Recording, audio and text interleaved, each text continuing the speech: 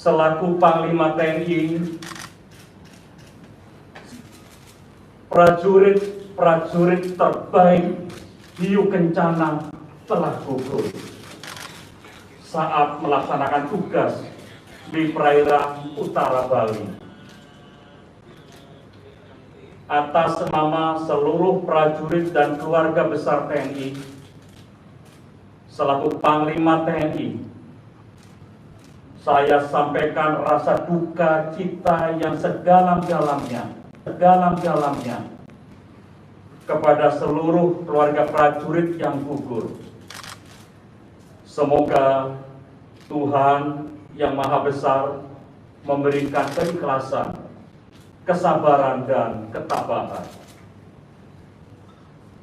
Rasa duka cita tersebut juga kami tujukan kepada seluruh keluarga besar Hiu Kencana pada khususnya, serta seluruh keluarga besar TNI Angkatan Laut pada umumnya.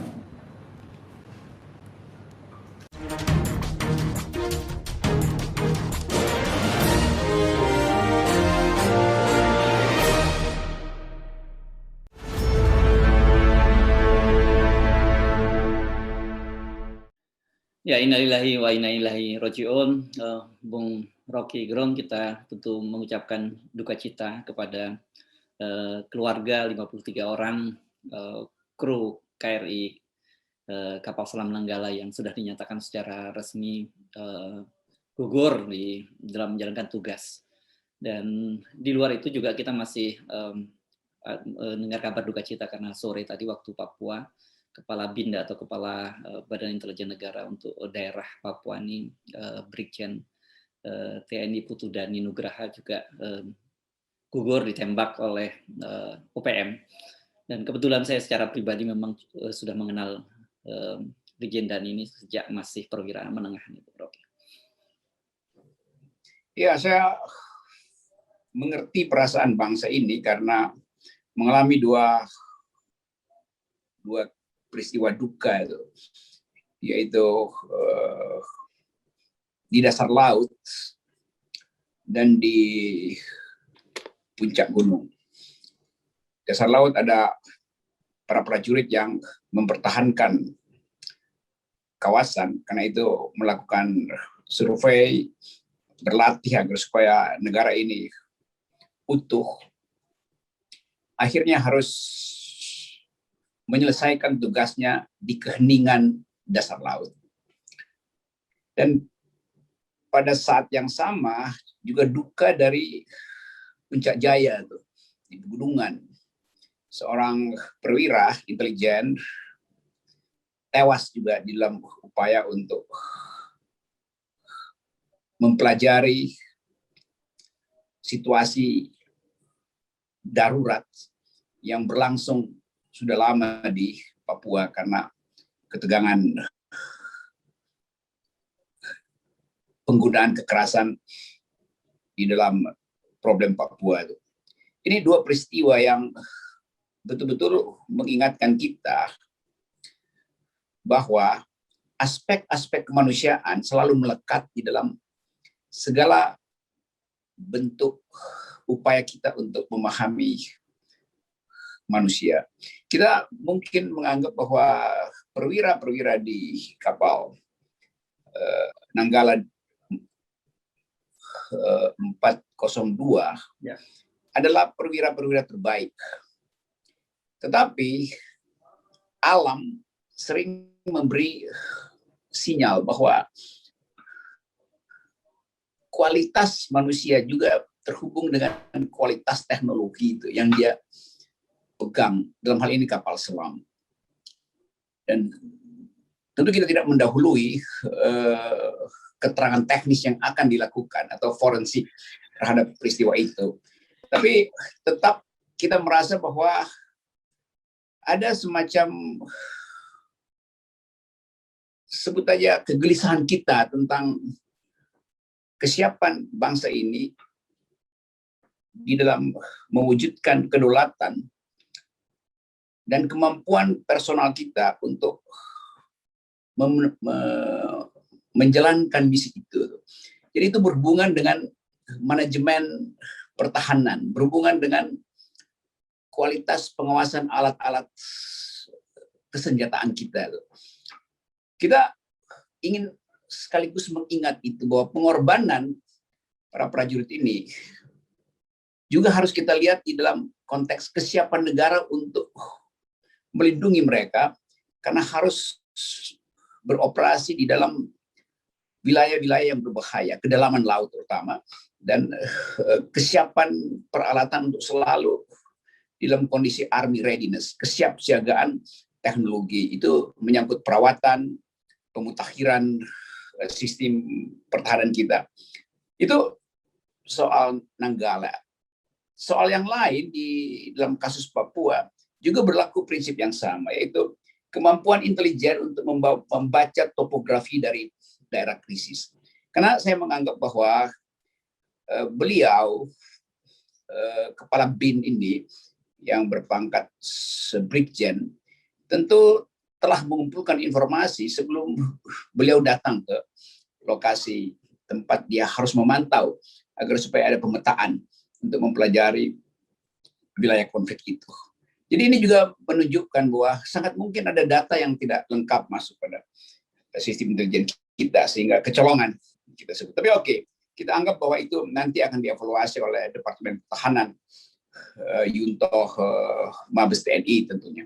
Tapi sekali lagi, di atas semua upaya kita untuk membaca secara forensik peristiwa itu, kita harus dahulukan peristiwa kemanusiaannya. Jadi duka cita itu adalah ungkapan terakhir untuk berempati dengan keluarga, terutama sahabat-sahabat seangkatan mereka yang harus melambaikan tangan dan mengucapkan selamat jalan pada perwira-perwira itu. Saya dan FNN juga melambaikan tangan dan berdoa atas arwah mereka yang memang telah menunjukkan semangat kesatriaan di dalam tema yang atau moto yang sangat terkenal, tabah sampai akhir.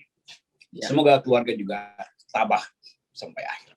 Ya, Bung Rocky, mereka yang menjadi awak atau kru kapal selam ini, kalau sebenarnya mereka ini masuk kualifikasinya pasukan khusus ya, karena memang tidak semua orang bisa menjadi anggota hiu kencana. Mereka menyebutnya begitu ya, sebagai awak kapal ini disebut sebagai hiu kencana karena mereka punya pelatihan khusus, fisiknya juga punya kemampuan khusus, dan khusus untuk komandan kapal KRI Nanggala ini, Letkol Heri Octavian, itu saya baca-baca ini orang spesial. Bahkan saya sebenarnya memperkirakan dia akan menjadi salah satu pemimpin masa depan dari TNI atau setidaknya TNI AL. Dia ini masternya dari Raja Ratnam School di Singapura, dia bagian kajian strategis. Jadi dan kemudian seskonya dari Jerman.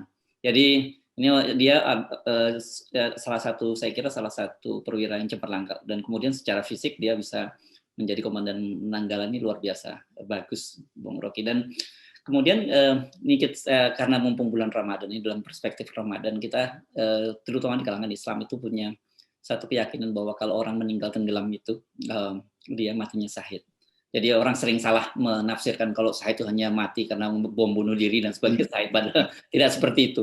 Jadi dan ini syahidnya saya kira double karena satu dia tenggelam itu dijamin mati syahid, kemudian di bulan Ramadan ini bulan yang suci, dan kedua dia meninggalkan keluarga dan juga mempertahankan negara. Jadi insya Allah ini meskipun kita ikut berduka cita, tapi saya ingin meyakin kepada keluarga bahwa ini salah satu kematian yang indah, apalagi sebagai seorang prajurit mati dalam tugas itu kan luar biasa, Bung Rocky. Iya, akhirnya pusaranya itu akan dikunjungi oleh biota laut, dan itu sesuatu yang imajinasinya itu luar biasa, karena kita membayangkan ada pusara-pusara di daratan, tapi ada pusara di dasar laut. Dan itu yang membuat peristiwa itu sekaligus mengingatkan kita pada kekecilan manusia itu dibandingkan dengan kekuatan alam. Nah, dalam rangka itu mungkin saya ingin melihat sedikit sekilas bahwa teknologi tinggi itu memang memerlukan kecermatan. Bahkan bisa dikatakan bahwa ketika kita masuk di kapal selam, maka kapal selamnya lah yang mengendalikan kita. Tentu kita punya map di situ, tetapi sistem teknologi langsung menyatu dengan kepekaan kita untuk menjalankan berbagai macam fungsi tombol di situ. Jadi seringkali hubungan antara manusia dan teknologi itu adalah simbiosis mutualistis. Teknologi memerlukan manusia untuk digerakkan, manusia memerlukan teknologi untuk mencapai maksud. Nah, keseimbangan itu yang disebut sebagai kepekaan teknis dan kepekaan rasa itu. Di situ bergabung. Karena memencet tombol teknologi itu bukan sekedar karena kalkulasi topografinya udah selesai, tapi ada semacam sense bahwa di dalam keadaan yang sangat canggih, kadangkala rasa itu diperlukan untuk memberi landasan pada keputusan war atau pencet tombol war atau tunda segala macam. Dan itu mungkin yang publik umum tidak pahami, karena psikologi seorang pengambil keputusan di dasar laut itu menimbulkan saya ingin sebut rasa batin dia tuh. Saya mau membayangkan itu tuh, dan bayangan itu kemudian membawa kita pada tadi upaya untuk memahami apa sebetulnya nasib manusia di alam semesta ini. Ya. Bahkan di dalam tabung baja itu yang begitu kuat, toh manusia itu bisa kalah dalam arti nasibnya tidak ditentukan oleh keputusan operasinya, tapi ditentukan oleh kekuatan alam. Dan kita menganggap bahwa dasar laut itu punya semacam energi yang kadang-kala belum bisa kita pahami. Dalam kedalaman 800 meter, kita menganggap bahwa ada sesuatu yang menyebabkan kita memperluas dimensi batin kita untuk memahami peristiwa itu. Ya. Kalau di depan mata kita mungkin kita bisa langsung tahu, hubungannya ini karena celaka, karena terpleset, atau karena ada perkelahian. Tapi di kediaman, di kesunyian 800 meter, itu saya membayangkan satu peristiwa rohani, peristiwa batin yang membuat kita berpikir terus tentang apa sebetulnya yang disebut dengan kehidupan. Yes. Jadi Bung Rocky, jelas kita mendoakan terbaik kepada para arwah yang gugur baik di Papua maupun di dasar lautan Selat Bali, dan dengan tidak mengurangi hormat kita pada mereka yang gugur, tentu saya ingin mengajak Anda untuk bicara tentang implikasinya, karena bagaimanapun juga kalau kita bicara kapal selam itu kan bicara tentang aspek pertahanan negara, karena negara kita adalah negara lautan. Dan kemudian kalau kita bicara Papua itu kan sekarang ini sangat sensitif, karena bagaimanapun juga sekarang ini ada gerakan upaya dari warga Papua yang ingin juga memisahkan diri karena ketidakpuasan mereka terhadap pemerintahan pusat. Jadi saya bisa memastikan bahwa dua peristiwa ini membuat Indonesia menjadi sorotan dunia internasional. Itu betul, karena sebuah kapal selam yang tenggelam, di dalamnya ada banyak rahasia. Karena kapal selam memang dibuat untuk kepentingan rahasia. Ya. Dan bahkan kalau bisa kapal selam tidak boleh terdeteksi oleh sistem informasi apapun. Operasi di bawah laut selalu adalah operasi rahasia. Jadi tenggelamnya kapal ini juga menjadi bahan evaluasi dari potensi pesaing politik di kawasan yang menganggap bahwa Indonesia masih punya kapal yang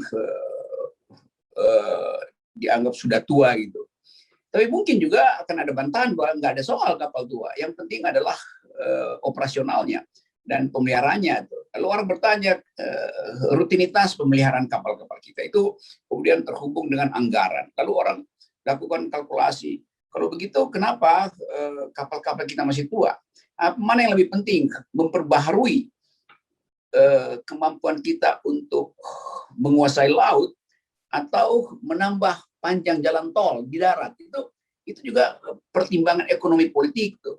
Dan kita tahu bahwa selama ini pemerintah terus-menerus memamerkan panjangnya jalan tol, padahal jauh lebih penting mungkin pemerintah memberitahu pada kita bahwa kesulitan utama bangsa ini adalah memperbaharui teknologi-teknologi persenjataan. Oleh karena itu harus didahulukan. Ini semacam trade off antara ambisi untuk membangun infrastruktur dan kelalaian untuk membekali infrastruktur lama dengan perawatan yang excellent.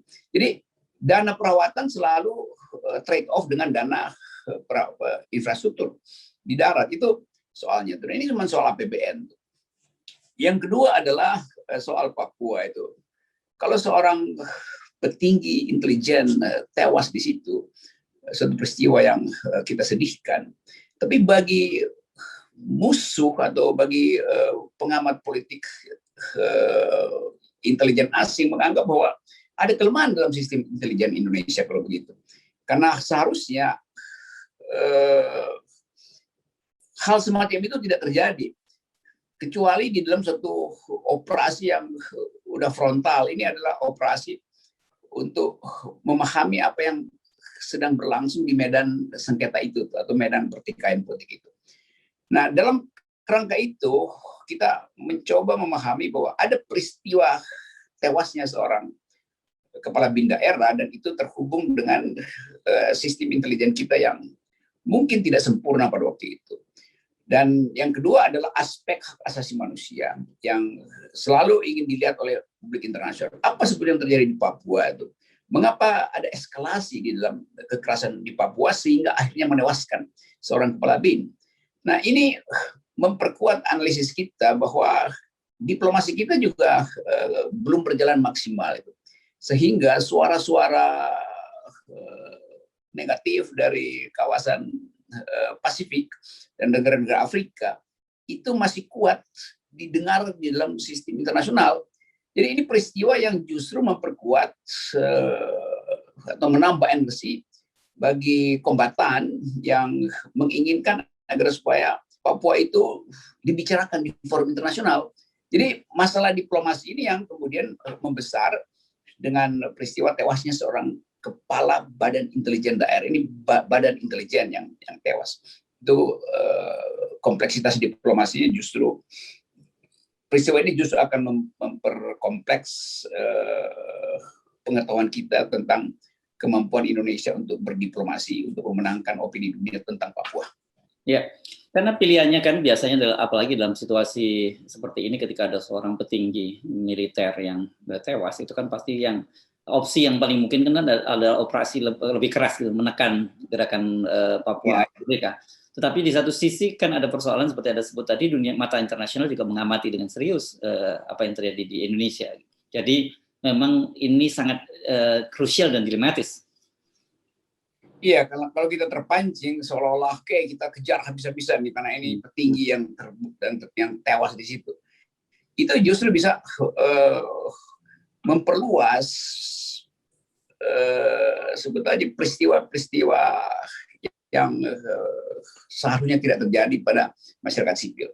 Dengan kata lain akan terjadi mungkin membabi buta sehingga korban sipil itu justru bertambah dari dua belah pihak. Jadi saya ingin atau FNN ingin tegaskan itu bahwa kehati-hatian di dalam menghadapi proses kekerasan di Papua itu jangan sampai justru memperlebar skala kekerasan terhadap hak asasi manusia.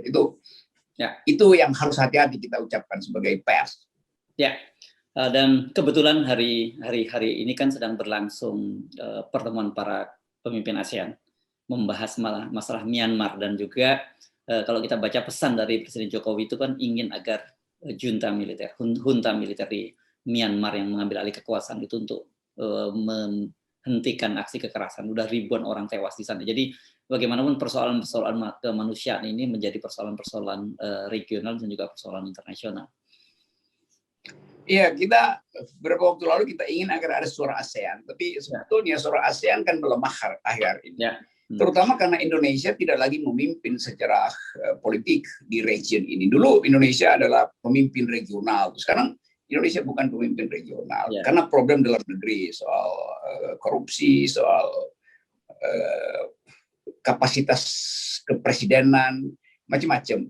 Jadi sistem internasional akan membaca bahwa ya Indonesia terpaksa harus mengucapkan itu karena kepentingan demokrasi di ASEAN itu adalah kepentingan dari proksi Amerika misalnya itu. Ya. Dan berhadapan dengan masalah dalam negeri juga sebetulnya semacam teguran bagi pemerintah Indonesia bahwa kenapa tidak aktif dari awal dalam soal Myanmar? Apakah ada kalkulasi-kalkulasi yang menunggu sinyal dari Amerika karena ada kepentingan di kawasan dengan Cina di situ? Bagaimana kalau eskalasi dengan Cina terjadi, Indonesia di posisi mana? Jadi kita sekarang, itu yang saya terangkan atau kita pernah bicara dari awal bahwa kemampuan pemerintah kita untuk membaca sinyal internasional itu kurang sekali. Dengan akibat kemampuan diplomasi kita itu tertinggal dengan kemampuan diplomasi dari kombatan-kombatan di Papua yang menguasai opini publik internasional dengan jaringan intelektual dan media massa asing dari pusat-pusat analisis di London, di New York. Jadi kita sebetulnya tercecer karena fokus kita tidak pada sistem internasional. Kita fokus pada ibu kota baru, fokus pada 3 periode. Padahal dunia ini hanya mungkin bermanfaat kalau kita punya pengetahuan untuk mengakses opini dunia tuh. Ya. Jadi Indonesia seringkali, atau bukan Indonesia sebetulnya, istana selalu menganggap bahwa faktor internasional itu tidak begitu penting, karena lebih penting mempromosikan obsesi infrastruktur dan presiden.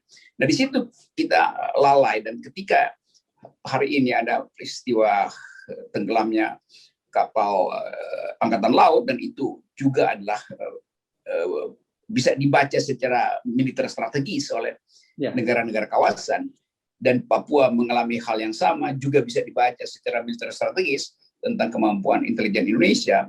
Nah, kita sekarang baru ngeh bahwa pengetahuan tentang politik dunia itu hari-hari ini justru harus dikemukakan daripada bermacam-macam sinyal yang sekedar menghabiskan anggaran negara untuk